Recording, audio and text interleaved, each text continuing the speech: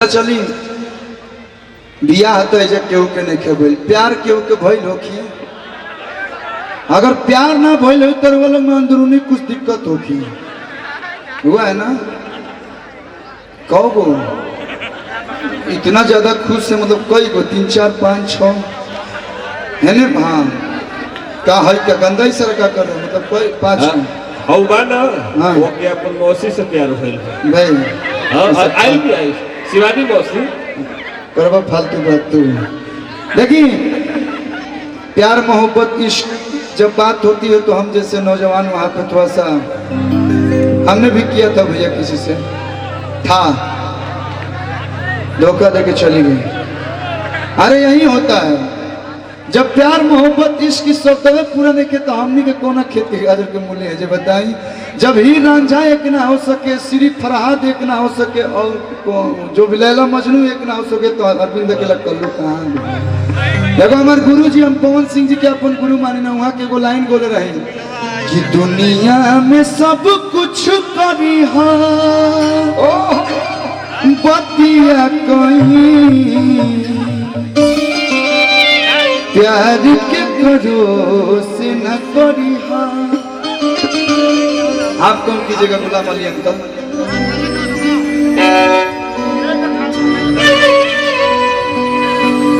हमने भी किसी से प्यार किया था वो झारखंड चली गई। लोग मिलेला तो दिल के दर्द बाटे में अच्छा लगेला। हम भी अब चाहते हैं कि अपना दुख दर्द आप लोग से सुनाए सुनना चाहेंगे ना हम बतावत नहीं अच्छा लगवे चाहिए आप लोग के। हर प्यार से भरोसा साला उठ गया रे हद दिल मेरा कोई बेरी टूट गया रे। हर हमारा संग यारा बेवफाई हो गई। बहुत दुखद समाचार है कल वाला चार है। अरे हमारा संग यारा बेवफाई हो गई। पहिल की तो हमार भौजाई हो गई। पहिल की तो हमार भौजाई हो गई और दूसर की के भाई हो गई।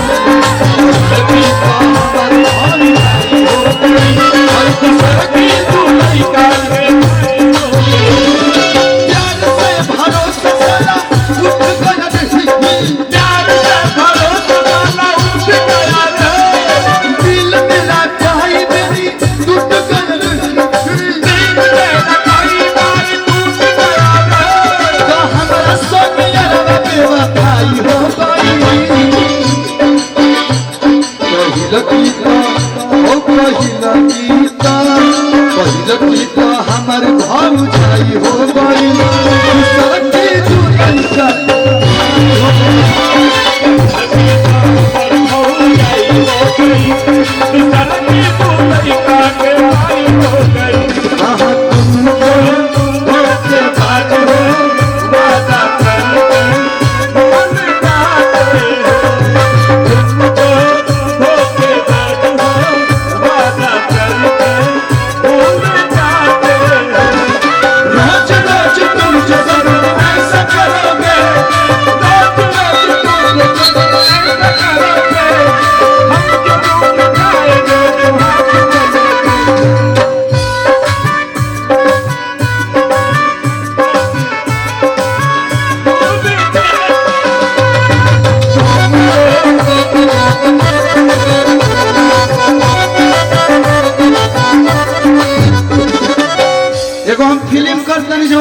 शूटिंग छोड़ के आई बने जो ना फिल्म के नाम है राज फिल्म के नाम है। हमें सही में हमारे 2 लड़का बड़े से आप लोग देखो लोग तो बड़ी मजा आई। वो 2 लड़का के फिल्म का होला हमें बुझाता नहीं कहता कि दिलवा बोल बन गई की रॉकेट के। आजकल भैया लड़कन के दिल जान तरीका हो गई बा बोल मैं हर लड़की को गलत नहीं बोल रहा हूँ लोग के कहते हैं ए लोग के दिल बन गई बॉय हमनी के फेंकत जाए लोग मार देता लोग छाते मैं भुला गलू तारा के अयोध्या में श्री राम जी के दर्शन करौले रहे, हनुमान गढ़ी में तारा के ले जाके हनुमान जी के दर्शन करौले, मैं भुला गलू। चंगेरवा पार्क तारा के घुमौले रहे, मैं भुला गलू।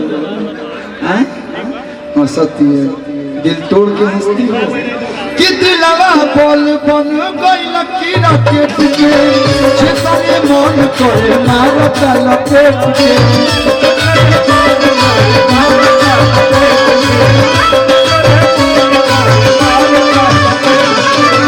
दिलवा बोल बन गई लकी रॉकेट के जितने मन करे मारता लपेट के।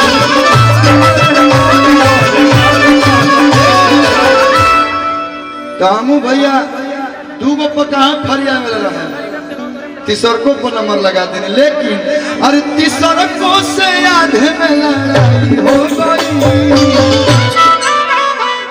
पहिल की तो हमार भौजाई हो गई,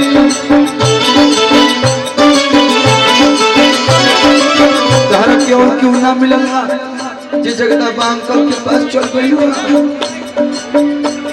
हमर भौजाई हो गई।